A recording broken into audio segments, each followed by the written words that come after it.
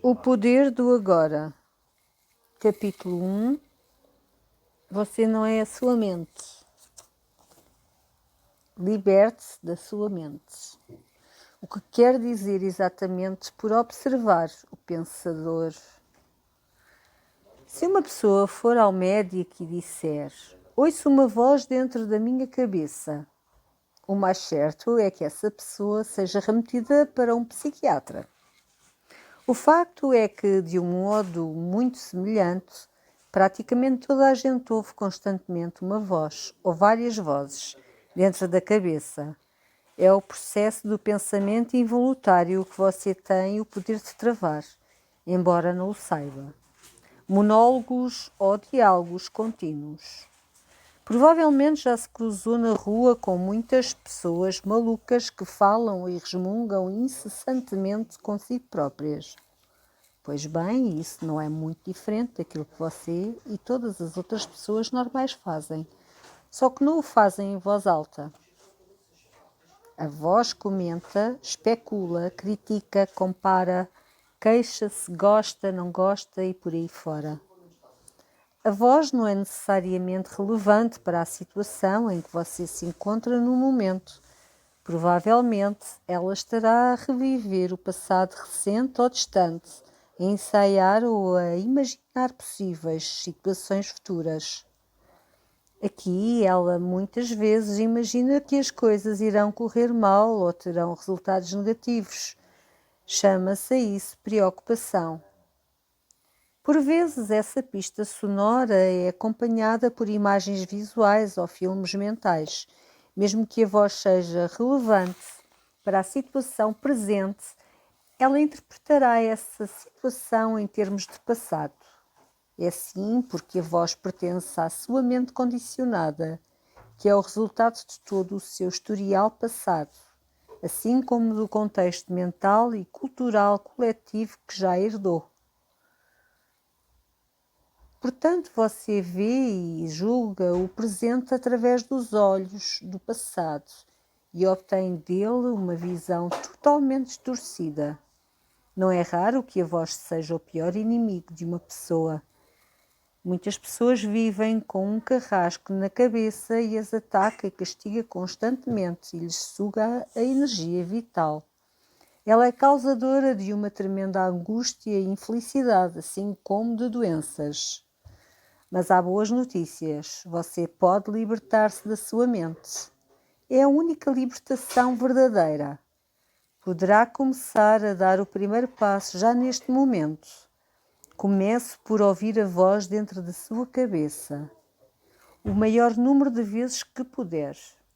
Preste particular atenção a quaisquer padrões de pensamento repetitivos. Esses velhos discos riscados que provavelmente estão a tocar na sua cabeça há muitos anos. É isso que eu quero dizer com observar o pensador, que é uma outra maneira de dizer: escute a voz dentro da sua cabeça, esteja lá como testemunha presencial. Ao escutar essa voz, escute-a com imparcialidade. O mesmo é dizer: não julgue. Não critique nem condene o que ouve, porque fazê-lo significaria deixar a mesma voz entrar novamente pela porta de trás. Depressa compreenderá. Lá está a voz, e aqui estou eu a ouvi-la, a observá-la. Esta consciência de que eu estou, esta sensação da sua própria presença, não é um pensamento. Tem origem para além da mente. Por isso, quando escutar um pensamento, esteja ciente, não só do pensamento, mas também de si próprio como testemunha do pensamento. Surge então uma nova dimensão de consciência e, enquanto ouve o pensamento, sentirá uma presença consciente, a do seu eu mais profundo, por trás do pensamento subjacente a ele. O pensamento perderá então o poder que tem sobre si e rapidamente abrandará, porque você deixou de estimular a mente através da sua identificação com ela. É o começo do fim do pensar involuntário e compulsivo. Quando um pensamento abranda, você sente uma descontinuidade no caudal mental, um hiato de ausência de mente. Ao princípio, os hiatos serão curtos, talvez de alguns segundos, mas gradualmente tornar-se-ão mais prolongados. Quando esses hiatos ocorrem, você sente uma certa quietude e uma certa paz dentro de si. É o início do seu estado natural de união sentida com o ser, a qual é geralmente ofuscada pela mente. Com a prática, a sensação de quietude e de paz será mais profunda. De facto, a sua profundidade não tem fim. Sentirá igualmente uma subtil emanação de alegria a surgir bem do fundo de si, a alegria do ser. Não é um estado que se pareça com um êxtase, de maneira nenhuma. Aqui não há perda da consciência, antes pelo contrário. Se o preço da paz interior fosse uma diminuição da sua consciência e o preço da quietude, uma falta de vitalidade e de vivacidade, então não valeria a pena ter essa paz e essa quietude. Nesse estado de ligação interior, você encontra-se muito mais atento, muito mais desperto do que no estado de identificação com a mente. Está plenamente presente. Esse estado eleva igualmente a frequência vibratória do campo de energia que dá vida ao corpo físico. À medida que entra mais profundamente nesse reino de ausência da mente, como por vezes se diz no Oriente, atingirá o estado da pura consciência. Nesse estado sentirá a sua própria presença com tal intensidade e com tal alegria que, por comparação, todo o pensar, todas as emoções, o seu corpo físico, assim como todo o mundo exterior, se tornarão relativamente insignificantes. E apesar disso, não é um estado egoísta, mas antes um estado altruísta. Transporta-o para além do que anteriormente considerava ser o seu eu. Essa presença é a essência de quem você é, mas ao mesmo tempo é inconcebivelmente maior do que você. O que eu estou a tentar transmitir aqui poderá parecer paradoxal ou até mesmo contraditório, mas não existe nenhuma outra maneira de eu me exprimir. Em vez de observar o pensador, também poderá criar um hiato no caudal da mente, dirigindo simplesmente o centro da sua atenção para o agora. Basta que esteja intensamente consciente do momento presente. É uma coisa que se faz com profunda satisfação. Desta maneira, você arrasta a sua consciência para longe da atividade mental e cria um hiato de ausência de mente em que permanece extremamente atento e consciente, mas em que não pensa. É essa a essência da meditação. Na sua vida diária, poderá praticar isto tomando uma qualquer atividade de rotina que normalmente não passe de um meio para alcançar um fim e dando-lhe toda a sua atenção de forma que ela se torne um fim em si mesma.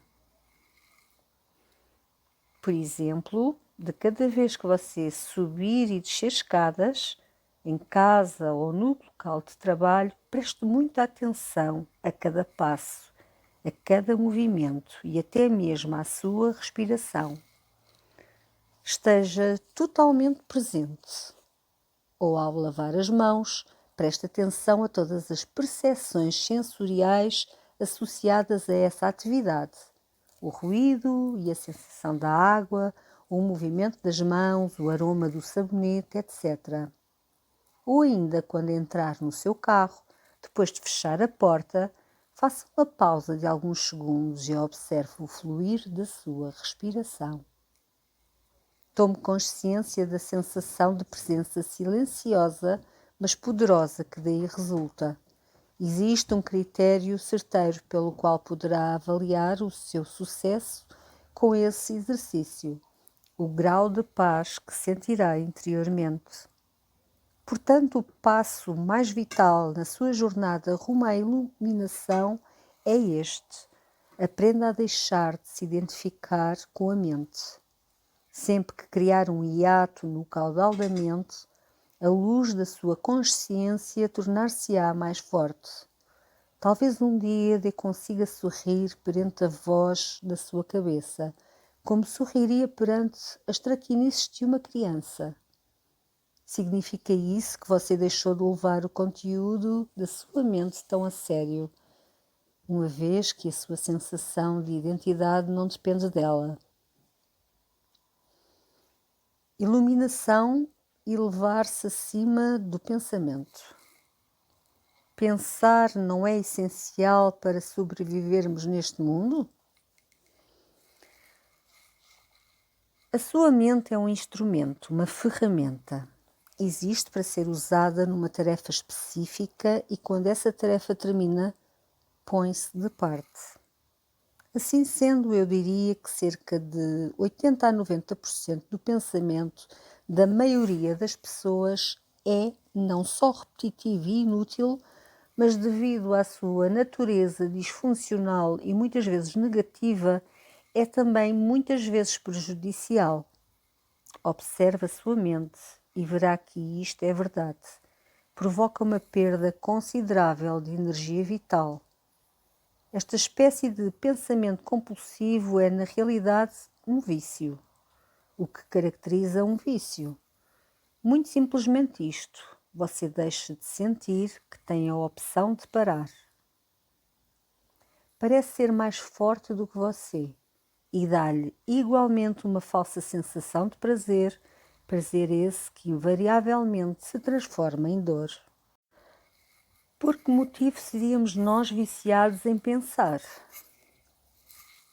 Porque você se identifica com o pensamento, o que significa que obtém a sua sensação de identidade a partir do conteúdo e da atividade da sua mente. Porque você acredita que deixaria de existir se deixasse de pensar. Ao crescer, você forma uma imagem mental da pessoa que é, com base nos seus condicionamentos pessoais e culturais. Podemos dar o nome de ego a esse eu fantasma. Consiste na atividade da mente e só pode continuar a funcionar através do pensamento constante. O termo ego significa diferentes coisas para diferentes pessoas, mas quando eu o uso aqui, significa um falso eu, criado por uma identificação inconsciente com a mente. Para o ego, o momento presente praticamente não existe. Apenas o passado e o futuro são considerados importantes. Esta total inversão da verdade explica o facto de a mente ser tão disfuncional quando está a funcionar como o ego. O ego preocupa-se constantemente em manter vivo o passado, porque sem ele, quem seria você? Projeta-se constantemente no futuro para garantir a continuidade da sua sobrevivência e para procurar aí algum tipo de libertação ou de satisfação. Ele diz: um dia, quando isto ou aquilo acontecer, eu vou sentir-me bem, feliz e em paz. E mesmo quando o ego parece preocupar-se com o presente, não é o presente que ele vê. Distorce-o completamente porque o vê através dos olhos do passado. Ou então, reduz o presente a um meio para alcançar um fim.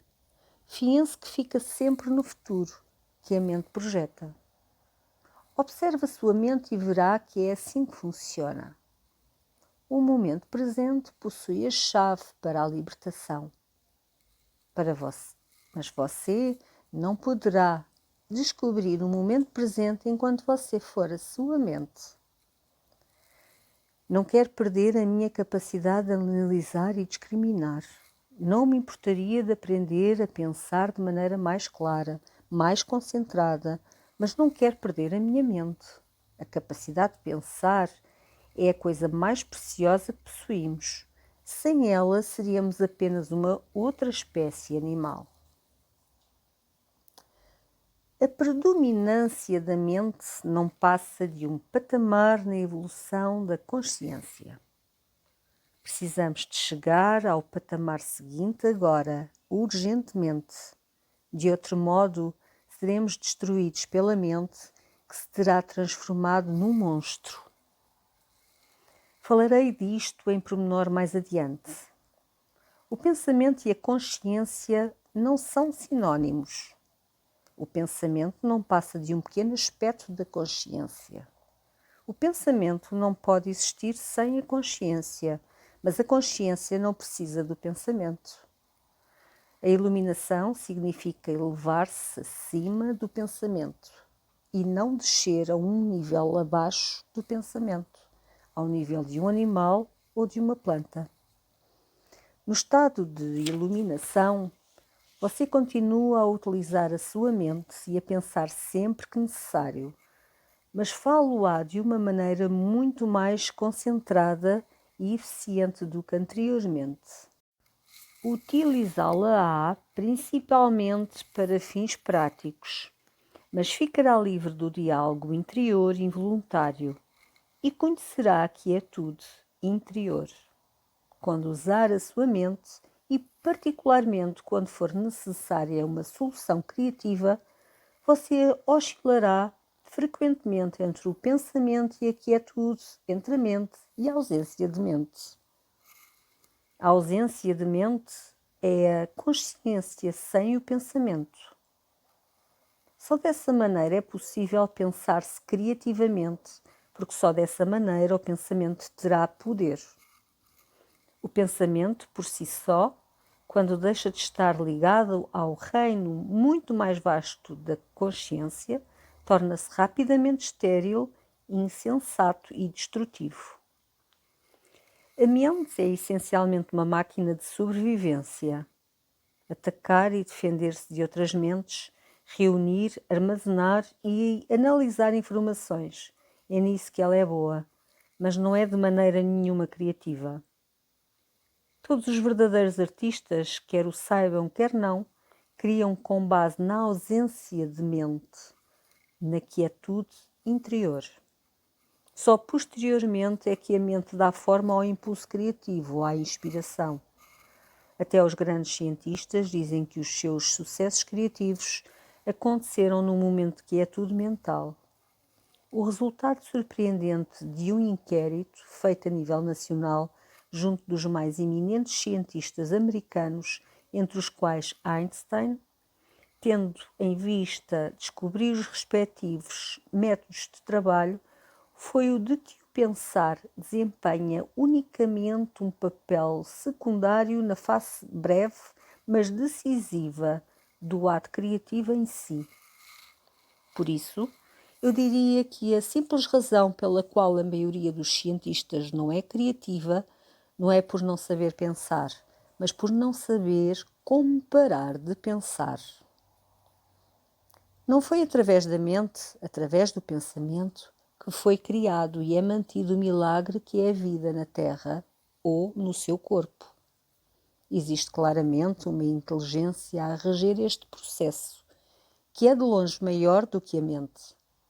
Como pode uma única célula humana, que de largura mede 1/1000º de polegada, conter dentro do seu ADN instruções que dariam para encher 1000 livros de 600 páginas cada um?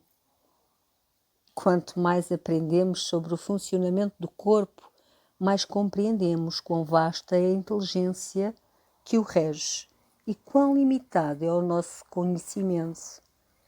Quando a mente se liga novamente a essa inteligência, transforma-se numa ferramenta maravilhosa. Serve então algo maior do que ela.